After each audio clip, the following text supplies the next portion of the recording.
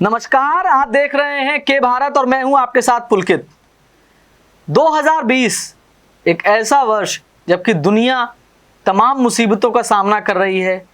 पहली बार पूरी दुनिया ने लॉकडाउन देखा। उस लॉकडाउन की वजह से पूरी दुनिया तकलीफ में गई और कोरोना नामक जो महामारी है पूरे विश्व को इसने अपनी गिरफ्त में ले लिया। एक बार फिर 2020 में एक और बड़ी घटना होने की आशंका सता रही है। जी हाँ, मैं बात कर रहा हूँ तीसरे विश्व युद्ध की। पहला विश्व युद्ध भी दो देशों के अड़ियल रवैये के कारण शुरू हुआ था और वैसा ही अड़ियल रवैया फिर से दो देश दिखा रहे हैं। जी हाँ, हम बात कर रहे हैं ज़मीनी विवाद के चलते शुरू हुआ दो देशों के बीच महासंग्राम, जो कि अब विश्व युद्ध में तब्दील होता नजर आ रहा है। आर्मेनिया और अज़रबैजान के बीच इस नरसंहार का कारण नागोर्नो काराबाख है। आपको बता दें कि नागोर्नो काराबाख दक्षिण कॉकस के इलाके में स्थित एक क्षेत्र है जो कि कॉकस पर्वत श्रृंखला हीन कॉकस पहाड़ियों में आता है। इसका ज़्यादातर हिस्सा पहाड़ी है और वनों से भरपूर है। नागोर्नो काराबाख को अज़रबैजान अपना हिस्सा मानता है और औपचारिक रूप से अंतर्राष्ट्रीय स्तर पर भी उसे इसी देश का हिस्सा माना जाता है। लेकिन वहाँ पर अज़रों की बजाय आर्मेनियाई लोगों की संख्या ज़्यादा है। वहाँ ज़्यादा आर्मेनियाई लोग रहते हैं क्योंकि आर्मेनिया की मदद से ही सन 1991 के बाद से नागोर्नो काराबाख ने अपने आप को वास्तविक रूप में अज़रबैजान से अलग कर अपने मामलों को स्वतंत्र राष्ट्र की तरह संभालने की जद्दोजहद कर रहा है। वहीं खुद का नामकरण करते हुए अपना नाम नागोर्नो काराबाख गणतंत्र भी रखा है, जिससे अज़रबैजान को सख्त आपत्ति है। इस मतभेद को सुलझाने के लिए अज़रबैजान और आर्मेनिया की सरकारों ने समय समय पर बातचीत का सिलसिला चालू किया है, जो लगातार चलता भी जा रहा है। लेकिन अब तक ये बातचीत सही से सॉल्व नहीं हो पाया है और अब एक खौफनाक युद्ध में परिवर्तित हो चुका है। इस युद्ध की चपेट में अज़रबैजान का दूसरा सबसे बड़ा शहर गांजा भी आ गया है। जी हाँ, अज़रबैजान ने आर्मेनिया पर गांजा और मिन गाचेविर शहरों को निशाना बनाने का आरोप लगाया है, जो कि लड़ाई क्षेत्रों से काफ़ी दूर हैं। तो वहीं अज़रबैजान में राष्ट्रपति के सहयोगी हिकमत हाजीएव ने इन शहरों में आर्मेनियाई सेना के हमलों की पुष्टि करते हुए अपने ट्वीट में कहा है कि आर्मेनिया ने गांजा की सघन आवासीय बस्तियों पर निशाना साधकर मिसाइल से हमले किए हैं।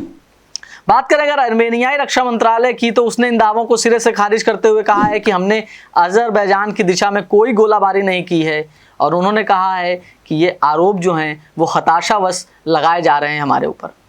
आपको बता दें कि दोनों देशों ने युद्ध खत्म करने की अंतर्राष्ट्रीय समुदाय की अपील को सिरे से खारिज कर दिया है। उधर अज़रबैजान के राष्ट्रपति ने जंग खत्म करने के लिए कुछ शर्तें रख दी हैं। उनका कहना है कि यदि आर्मेनिया इन शर्तों को स्वीकार कर लेता है तो वो युद्ध बंद कर देंगे। आइए जानते हैं कि क्या हैं वो शर्तें।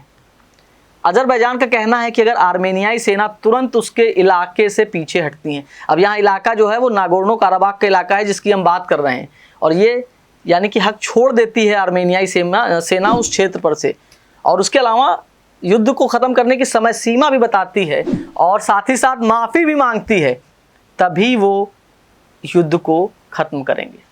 आपको हम बताना चाहेंगे कि इस युद्ध में तमाम दूसरे देशों का भी इंटरेस्ट जुड़ता जा रहा है। अगर हम बात करें अज़रबैजान की, तो अज़रबैजान जो हथियार इस्तेमाल कर रहा है वो हथियार दरअसल इज़राइल से खरीद रहा है। जी हाँ, अज़रबैजान जो कि एक मुस्लिम देश है वो हथियार खरीद रहा है इज़राइल से, और अज़रबैजान ने एक औपचारिक रूप से एक बयान भी दिया है कि जो ड्रोन है इज़राइल से खरीदे हुए, उसने इस युद्ध में बहुत मदद की है अज़रबैजान की। दूसरी तरफ सुन्नी मुसलमानों का बहुतायात देश जिसको जानते हैं तुर्की, जो कि कहीं ना कहीं कोशिश में लगा हुआ है कि मुस्लिम गुटों का नेता उसको मान लिया जाए, उसने भी स्पष्ट रूप से ये कहा है कि हम अज़रबैजान के साथ हैं। और आपको हम बता दें कि तुर्की का पिछलग्गू बना हुआ एक देश है हमारा पड़ोसी पाकिस्तान, वो भी अज़रबैजान को समर्थन देने में लगा हुआ है। और एक ऐसी सूचना भी आ रही, हालांकि इस सूचना की हम पुष्टि कतई नहीं करते हैं, लेकिन एक सूचना है जिसमें कहा जा रहा है कि पाकिस्तान ने अपनी सेना भी भेज दी है अज़रबैजान में आर्मेनिया के खिलाफ। अब हम अगर दूसरी तरफ बात करें आर्मेनिया की, तो आर्मेनिया का साथ देने में सबसे आगे जो देश है वो है ईरान, क्योंकि ईरान ये नहीं चाहता कि कैस्पियन सागर वाला जो क्षेत्र है उस क्षेत्र पर कब्जा हो जाए अजरबैजान का। अब आर्मेनिया और ईरान, आर्मेनिया ईसाई मुल्क है, ईरान मुस्लिम मुल्क है, अजरबैजान मुस्लिम मुल्क है और इज़राइल। तो यहाँ बात आती है कि किसका कितना इंटरेस्ट किस क्षेत्र में जुड़ा हुआ है, उसी हिसाब से वो उसका समर्थन करता है। अब समय समय पर रूस भी अजरबैजान को हथियार बेचता है, लेकिन इस युद्ध में रूस अजरबैजान के साथ नहीं है। रूस का इंटरेस्ट आर्मेनिया के साथ जुड़ा हुआ है, क्योंकि आर्मेनिया यूरेशिया का वो क्षेत्र है, आर्मेनिया और अजरबैजान, जिस पे रूस कतई ये नहीं चाहता कि ये क्षेत्र टर्की के पास चला जाए या टर्की का हितैषी बन जाए। और जो ये एक क्षेत्र है नागोर्नो काराबाख, इस क्षेत्र पे जो मजबूती है वो आर्मेनियाई सेना की ज़्यादा है। हालांकि आपको हम ये बताना चाहेंगे कि अगर सैन्य ताकतों की बात करें तो अजरबैजान 20 पड़ता है आर्मेनिया पर। अजरबैजान के पास इस वक्त सक्रिय सैनिक हैं लगभग 67,000, जबकि आर्मेनियाई के पास सिर्फ 45,000 हैं। अगर हम टैंकों की बात करें तो अजरबैजान के पास 668 टैंक हैं, जबकि आर्मेनिया के पास सिर्फ 465। अगर हम बात करें एयरक्राफ्ट्स की तो अजरबैजान के पास 127 एयरक्राफ्ट्स हैं, जबकि आर्मेनिया के पास सिर्फ 65 हैं।